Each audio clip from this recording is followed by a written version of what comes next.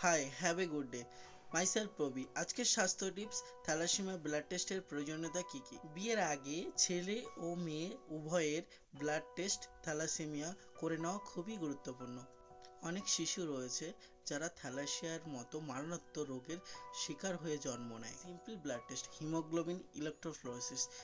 থ্যালাসেমিয়ার মতো রোগকে প্রতিরোধ করার জন্য একটা সিম্পল ব্লাড টেস্ট যার খরচ 1200 থেকে 1500 টাকা। হিমোগ্লোবিন ইলেকট্রোফোরেসিস থ্যালাসেমিয়ার মতো মারাত্মক রোগটাকে প্রতিরোধ করতে পারি। তাই বিয়ের আগে প্রত্যেক বাবা মার সন্তানদের ব্লাড টেস্ট করে নেওয়া উচিত থ্যালাসেমিয়ার।